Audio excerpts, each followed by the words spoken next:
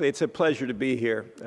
I think 3 years ago we were in Dublin together, and Jim and I shared a Guinness toast on stage to celebrate 10 years of OIN's existence. And since then we've continued to grow, and I'm always reminded when I come to an LF event of a conversation that Jim and I had just about 10 and a half years ago. His daughter had yet to be born. I met his wife that day, and it was my first face-to-face meeting with Jim.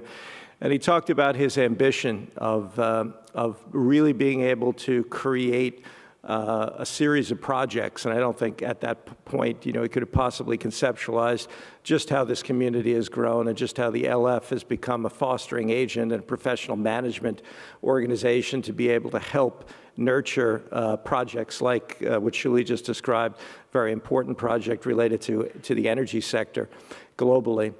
And Jim talked about the idea, the vision of having these projects. And most of them, it was a very frank conversation. We talked about what licenses they'd be done under, how they would be administered, what kind of commitment, what kind of resourcing it would take. It was really the architecture of the transformation of the LF from 10 and a half years ago through to today. And obviously it has great momentum going forward. And we talked about how if we're doing these projects largely under permissive licenses, which have relatively weak intellectual property protection components related to patents, that we would need to partner up, that we would need to live in the slipstream of what the LF was creating. And really, we've done that from that date onward. It helped me, actually, that session, because I think I'd probably been in the CEO role for 2 or 3 months at that point, and was really just getting my feet wet and understanding the community, doing a lot of outreach, talking with a lot of people, whether it was the Richard Stallmans of the world, or talking to the FSFE in Europe, SFLC in the States, and really understanding how I could have an impact and how OIN could be transformative, what its role would be. I mean, there are stars and water carriers in this world, and I've always viewed that once I understood from that conceptualization discussion with Jim and kind of understanding the ambition of the LF, that OIN's best position is as a water carrier, where the companies that you work for and many thousands of other companies not even represented in this hall today are the stars, because they're investing billions of dollars in open source code. They're investing in technology development. They're investing in new pathways to be able to create a more effective way of collaboratively developing technology to drive innovation in ways that we couldn't have even conceptualized 30 or 40 years ago. And really out of those earliest discussions, I recognized that we were going to need to develop a vehicle to be able to protect what was inevitable, which is the world moving toward open source in a very profound and significant way. I'm here today to talk about some element of manifest destiny, probably, and I've used this term with Microsoft.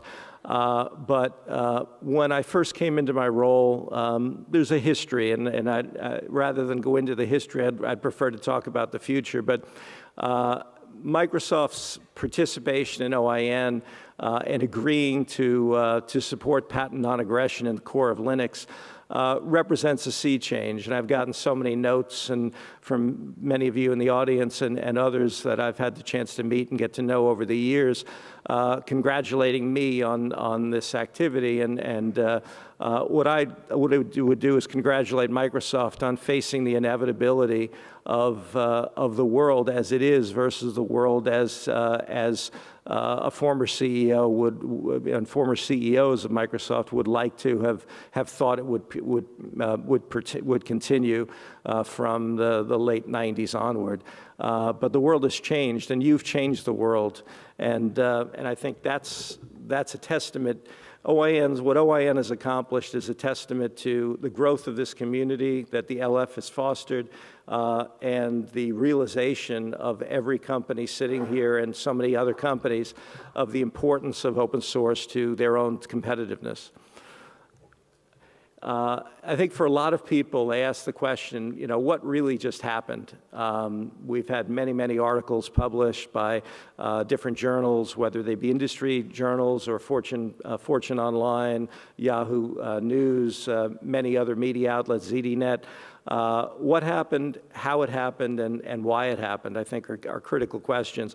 And I wanted to kind of delve into this to kind of demystify what actually has happened and what Microsoft is committed to.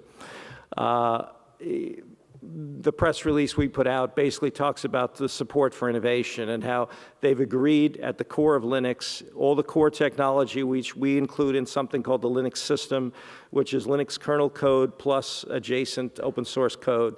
That's really central to many of the projects that the Linux Foundation has authored and managed, and projects such as OpenStack, Apache, and many others. I picked out these headlines because they probably characterize the perceptions that are in the last 10 days since the announcement and the press release have really started to circulate. It bears repeating. Microsoft has signed the OIN license. What have they done? Yes, it's true.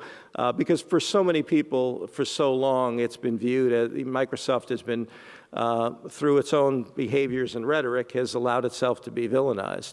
But it's evolving, and that's why this is a perfect forum with the theme of this event around the evolution of open source.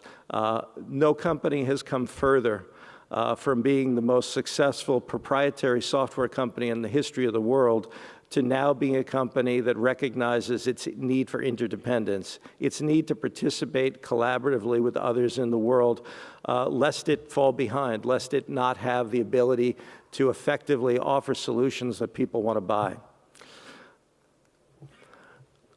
The why of it is really about you.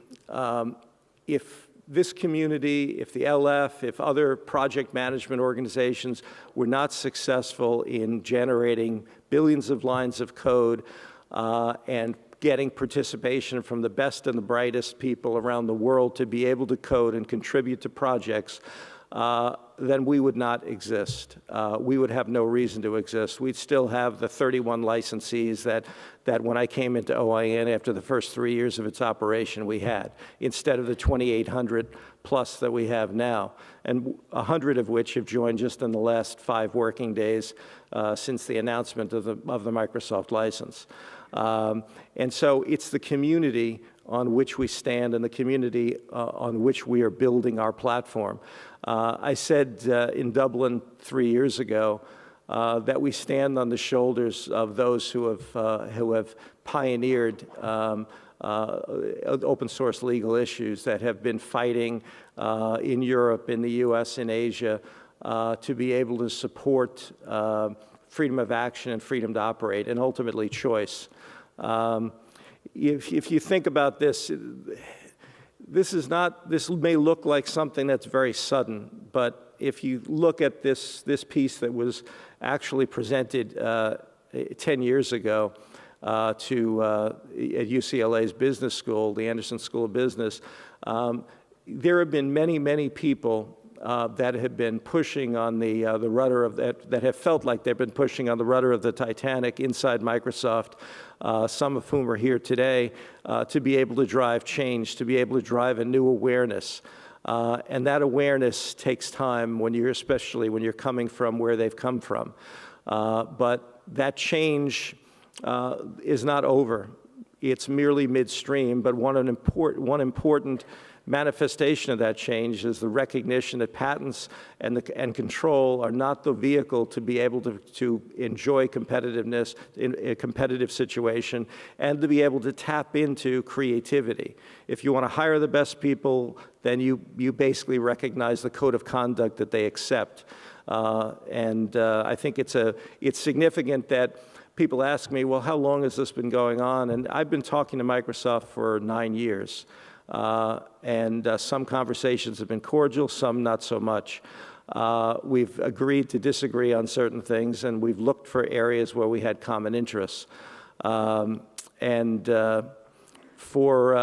for the last 3 years, we've been in active, productive dialogue around the new realities. These realities that I'm describing, the ones that Jim and Shuli have described as well about the new world order, the whole idea of this, this modality of collaborative development, that 1 + 1 + 1 doesn't equal 3, it equals 6 or 10 or 20, when we bring smart, creative people to come together to solve technical challenges, to create new innovation. And this partnership that we've had from really my first face-to-face meeting with Jim that I described a short while ago has really been profoundly important to, I believe, the fact that we've had precious little litigation in the community. OIN is a blip on the screen, and it's a unicorn. To think that some of the most patent-centric companies in the world, like IBM and Sony and Philips, would come together with SUSE and Red Hat, NEC, and ultimately with others who came in, like Google and Toyota, to put real capital out to serve a paternalistic role, to be able to support this modality, to protect this way of creating value in the new economy is somewhat amazing. And to have had the foresight to create something that would appeal to those who, on one hand, are completely anti-software patent, maybe anti-patent across the board, to those who have grown their businesses around the idea that patents are actually relevant to innovation. Fortunately, I don't have to pander to one community or another. I basically present this elegant solution that was developed by 23 lawyers 13 years ago, 14 years ago now, and it has broad appeal. And it has broad appeal because of growth, because of you, because you're out there and thousands like you are out there participating and creating a community. And if you were not out there, if open source were not relevant, Microsoft would not be in a position where it's exposing its 60,000 patented application portfolio to a cross-license based on what the Linux system is. This whole idea of legal collaboration that parallels technical collaboration is an idea that Jim and I forged 10 years ago, and this partnership is one that we live, as I said, in the slipstream of every project that you'll see listed. Every project that is here and those that don't fit on the page, managed by the Linux Foundation and others, we live in the slipstream of those projects. We take common code that's used in many projects. We take also project-specific code, and we bring it in, have it evaluated. We do outreach to the community to make sure this code is representative of what the core of Linux is, and we create a patent no-fly zone around it. It's not a terribly complex concept, which is why when people dig in, look at it, they ultimately see it as valuable. The how of this, our mission is really simple. It's to enable choice. If you looked at the title of the slide, the Microsoft slide that was presented at UCLA 10 years ago, it's really about choice. The developers, coders, the lead developers inside Microsoft at that time through today have understood that. At every organization, developers and coders have understood that. And really what we're trying to do is, again, create a patent no-fly zone that supports uptake.